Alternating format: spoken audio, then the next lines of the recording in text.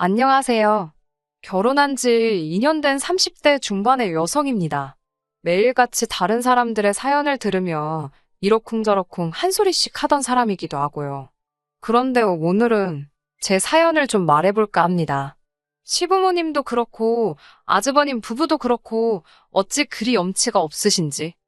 솔직히 시댁 식구들이 아무리 개차반이어도 남편만 멀쩡하면 이래저래 참고 살아봤을 거예요. 시댁 식구들하고 같이 사는 것도 아닌데 제가 뭐 한다고 이혼까지 하겠어요? 하지만 팔은 안으로 굽는다잖아요.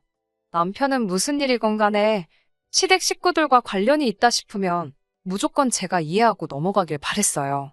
남편이 아니라 남의 편이라더니 정말 그 말이 딱이더라고요. 이럴 거였으면서 왜 그렇게 절 꼬시려고 안달이 나 있던 걸까요? 남편은 저희 아버지 건물 3층에서 국어교습소를 운영하고 있었습니다. 저는 1층에서 카페를 운영하고 있었고요. 제 카페에 오시는 손님들은 대부분이 단골이고 남편도 그들 중 한 사람이었어요.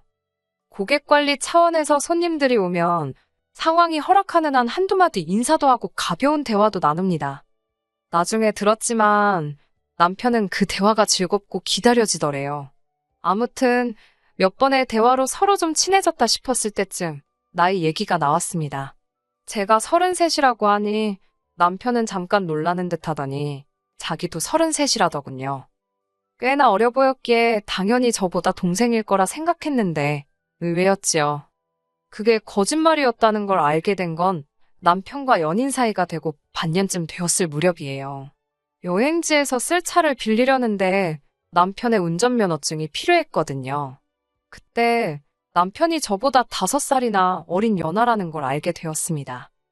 처음엔 당연히 헤어지자고 했어요. 5살 연하면 제 남동생보다도 어렸으니까요.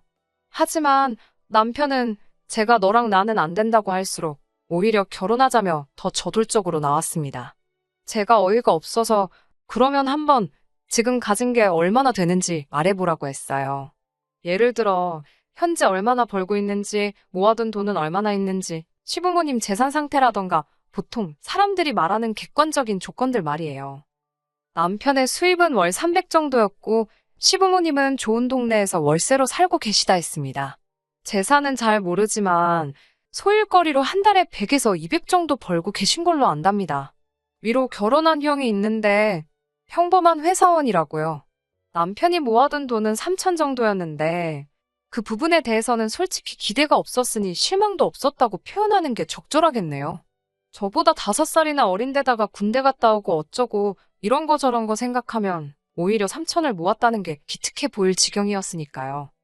어떻게든 저한테 잘 보이려고 용을 쓰는 그 모습이 기특하기도 했고 나이를 알기 전부터 이미 만나오면서 사랑하는 마음도 쌓여 있었으니 결국 헤어지지 못했습니다.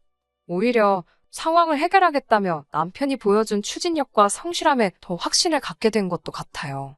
돈이야 물론 있으면 좋았겠지만 없다는데 그걸 뭐라고 할 수도 없고 아직 갈 길이 구말리니까 둘이 같이 벌면 된다고 생각했어요. 이런 말 뭐하지만 저도 벌 만큼은 벌고 있었고 친정도 여유가 있었으니까 돈 문제에 있어서는 크게 예민하지 않았네요. 그렇게 저희는 2년의 연애 끝에 부부의 연을 맺게 되었습니다. 저와 남편 둘만의 결혼 생활을 이야기하자면 다른 부부들처럼 가끔 부딪히는 일이 있긴 했어도 무난한 편이었어요.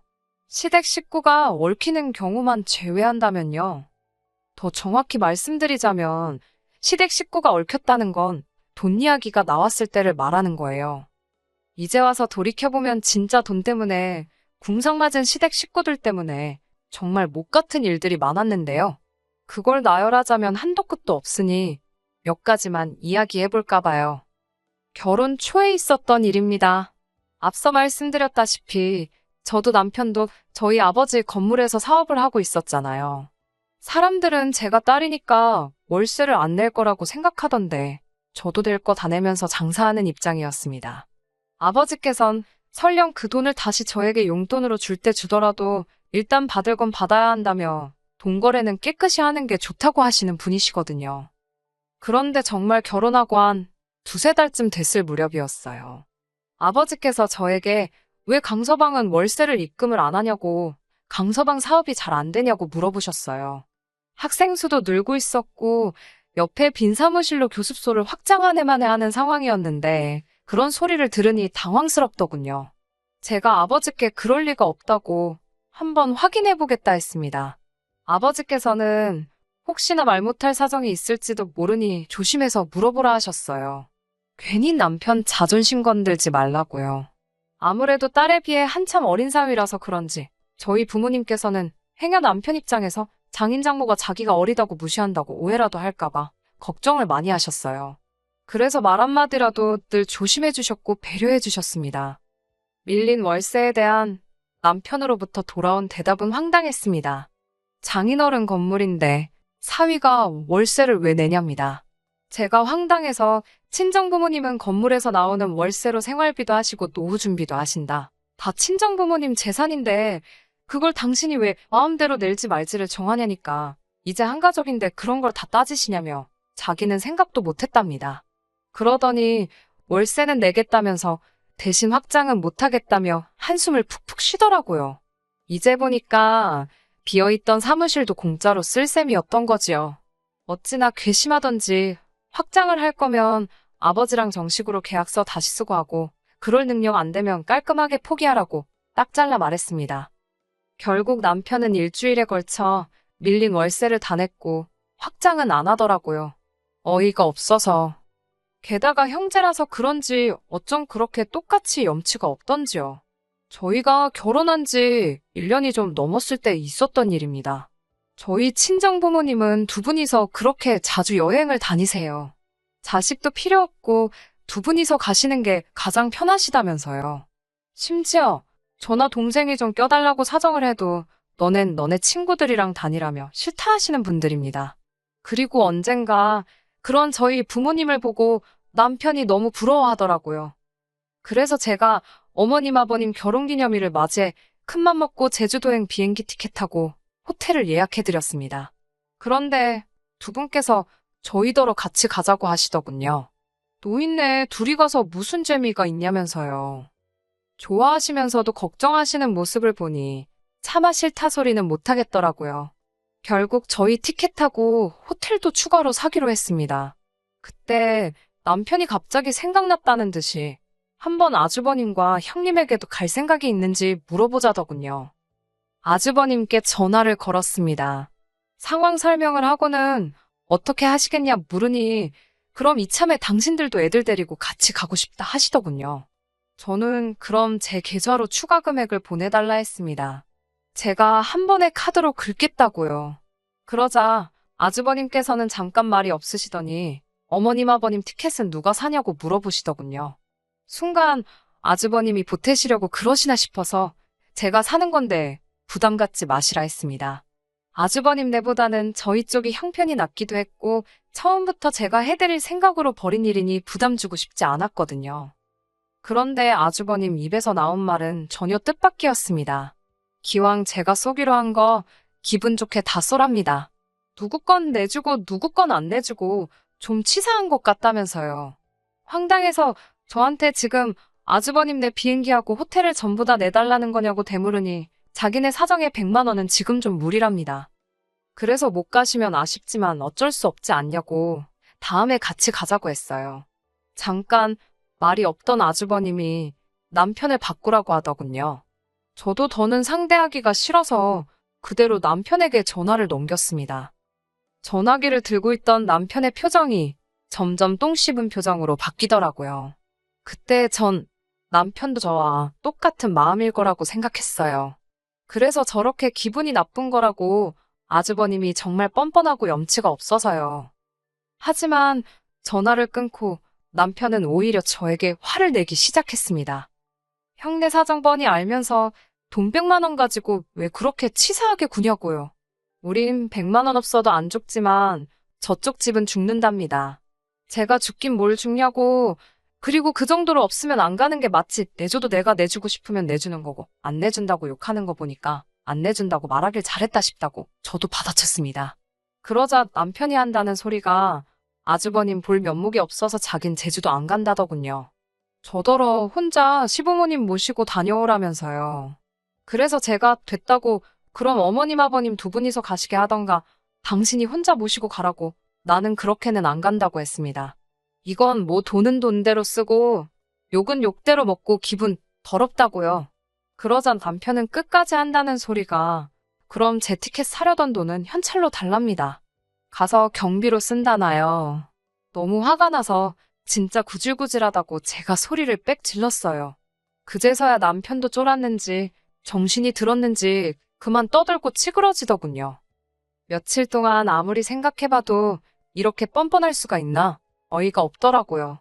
솔직히 결혼 초부터 가족끼리 외식을 가든 나들이를 가든 조금만 돈 든다 싶으면 아주버님네가 이리 빼고 저리 빼고 그러는 게 눈에 빤히 보였어요. 그렇지만 저희와 달리 애들도 있고 아주버님도 외벌이니 오죽하겠나 싶어서 그냥 모르는 척하고 저희 부부가 대부분 부담하고 있었거든요. 저희라고 돈을 쌓아놓고 살아서 그런 게 아니라 그냥 가족이니까 배려를 하고 이해를 한 거지요. 그런데 언젠가부터 아주버님은 저희의 호의를 너무 당연하게 생각하셨나 봅니다. 정말 호의가 계속되면 호구가 된다더니 제가 딱 그 꼴나게 생겼더군요. 결국 제주도 사건 이후로 아주버님네와 정확히 반반씩 부담하기 시작했습니다. 그나마도 처음엔 제가 내고 계좌로 보내달라 하니까 몇 날 며칠 말로만 보내준다 해놓고 안 보내고 질질 끌길래 요새는 아예 카운터에서 나눠서 긁어달라고 하는 수준에 이르렀지요. 하지만 이런 이유로 이혼을 결심한 건 아닙니다. 정말 결정적인 사건은 따로 있었어요. 얼마 전에 있었던 일입니다. 평범한 주말이었는데 아버님께서 같이 삼겹살이나 구워 먹자며 저희 부부를 오라 하셨습니다. 이전에도 몇 번이고 이런 식으로 자리를 만들어 아주버님네와 화해 아닌 화해를 시키시려는 시도를 하셨기에 이번에도 그런 자리겠거니 생각했어요.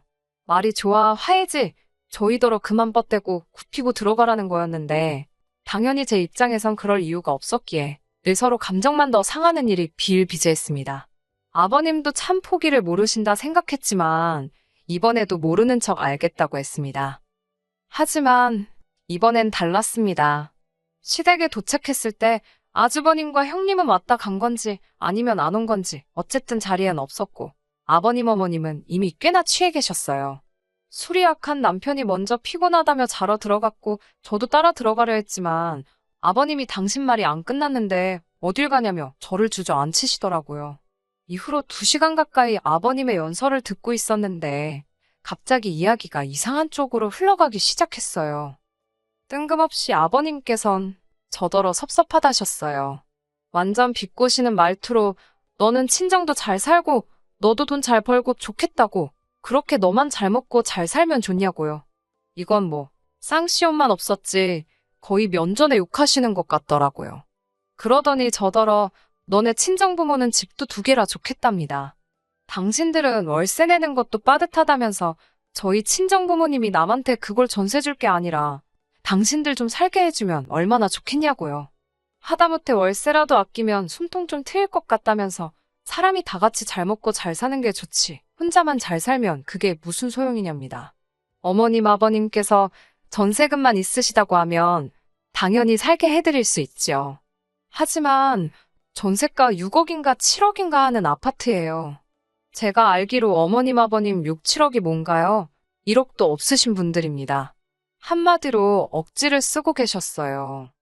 그러더니 무슨 물꽃 터진 것 마냥 아버님의 불평불만이 끝도 없이 나오기 시작했습니다.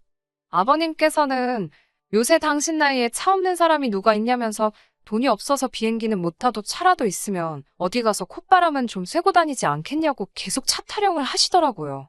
아니면 택시라도 타고 다니게 돈 좀 달라셨습니다. 무릎이 아파서 지하철이고 버스고 못 타시겠다고요. 뭐 그 밖에도 한 달에 2번 정도는 당신들 체력 회복 좀 하게 소고기 좀 사달라. 돈 벌어서 월세 내고 뭐하고 나면 남는 거 없으니 생활비 좀 보태달라. 별소리를 다 하시더라고요. 솔직히 기도 안 차고 표정 관리도 안 되었어요. 술 취한 사람을 상대로 무슨 말을 하겠냐 싶어 대꾸도 좀 하다가 그냥 말았습니다. 제가 말해봤자 듣지를 않으셨으니 말이 통하지도 않았고요. 그럼에도 불구하고 취중진담이라잖아요. 속으로 저런 욕심을 내고 계셨다니 갑갑하더라고요. 이튿날 아침 일찍 자는 남편은 내버려두고 저 혼자 집에 왔습니다. 이런 결혼을 뭐하러 했나 하는 생각에 감정이 격해져 화도 나고 속도 상하더라고요. 얼마 뒤 남편이 집에 왔습니다.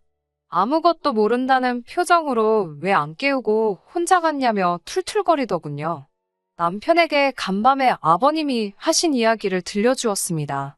취하셨다고는 해도 내 마음이 많이 상했고 솔직히 너무 답답하다고요. 그러자 남편 반응이 가관이었습니다.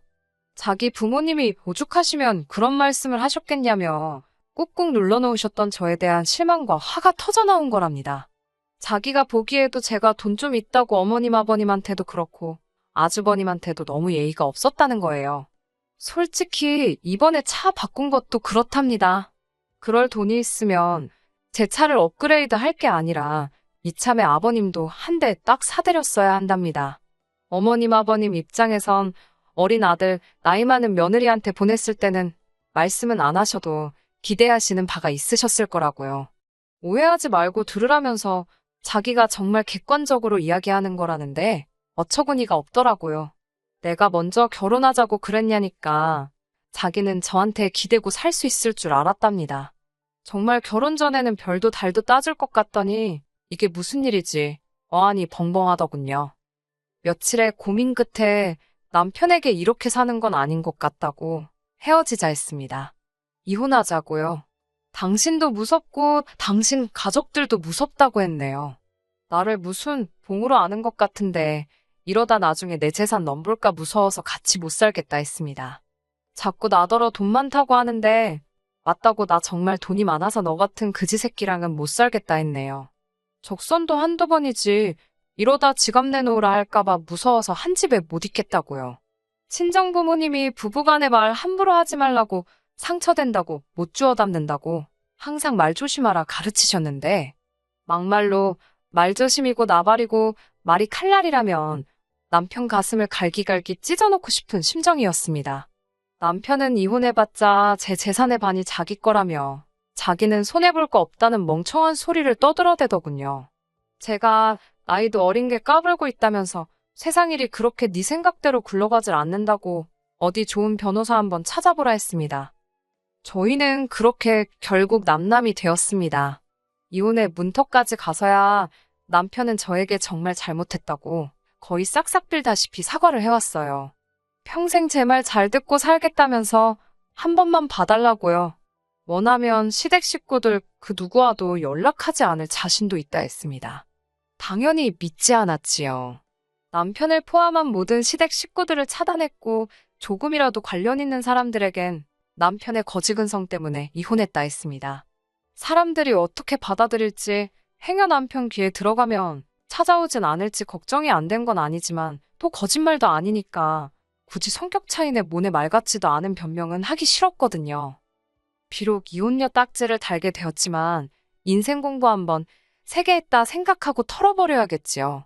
아, 그리고 지난달에 남편 사무실 계약 기간이 끝났거든요. 친정아버지께서 공실로 놀리는 한이 있어도 너한테는 안 내준다며 계약 연장 안 받아주셨습니다. 남편은 아무리 그래도 남의 밥줄 가지고 이러는 게 어딨냐고 치사하다고 생난리를 쳤지만 이제 남남인데 알게 뭐래요. 밥줄이 이어지든 끊어지든 걔가 물어가든 제 할 바는 아니잖아요. 이참에 남편이 정신 차리고 철 좀 들면 좋겠네요.